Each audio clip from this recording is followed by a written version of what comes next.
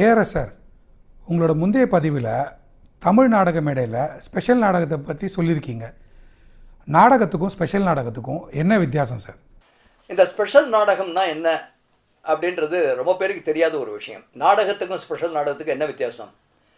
அதாவது இதை பற்றி பிகே ராமசாமி அவர்கள்ட்ட பேசிகிட்டு இருக்கச்சு அவர் சொன்னார். ஒரு டிஆர்எம்கிட்ட பேசிகிட்டு இருக்கச்சு பிகேஆர் கேட்டாராம், இப்போ நாங்கள்லாம் பண்ணுறதும் நாடகம் தானே, இது என்ன எங்களுது நாடகம், நீங்கள் உங்களது ஸ்பெஷல் நாடகம்னு. அதுக்கு ஹியூமரஸாக பதில் சொன்னார் டிஆர் மகாலிங்கம், இது என்ன தெரியுமா, நீங்கள் சாப்பிட்றது தோசை, நாங்கள் பண்ணுறது மசால் தோசை அப்படின்னு சொன்னாராம். அதாவது எப்படின்னா, அவர் விகேஆர்ட்ட சொன்னது, உங்கள் நாடகங்களை உங்கள் ட்ரூப் மெம்பர்ஸ் வச்சு தான் நீங்கள் பண்ணுவீங்க. ஆனால் இந்த ஸ்பெஷல் நாடகன்றது எப்படின்னா, ஒருத்தருக்கு ஒருத்தர் நீங்கள் முன்ன பின்ன பார்த்தது கூட கிடையாது. அதாவது வள்ளி வருஷத்தை ஸ்பெஷலைஸ்டு ஹீரோயின் அவங்க தஞ்சாவூரில் இருப்பாங்க, நான் மதுரையிலேருந்து வருவேன், பஃபூன்காரர் ட்ரிச்சியிலேருந்து வருவார், மற்ற வில்லன் ஆக்டர் திண்டுக்கல்லேருந்து வருவார்.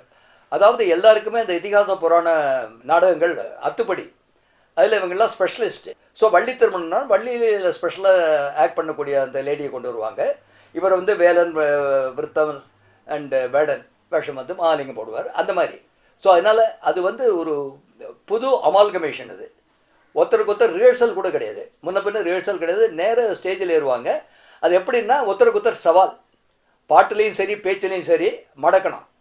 அது யார் ஜெயிக்கிறாங்க, ஜனங்களுக்கு பெரிய ரசனை இதில். ராஜகுமாரா அலங்காரா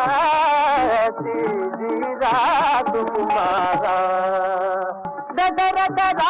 ராஜகுமாரா அலங்காரா ராஜகுமாரா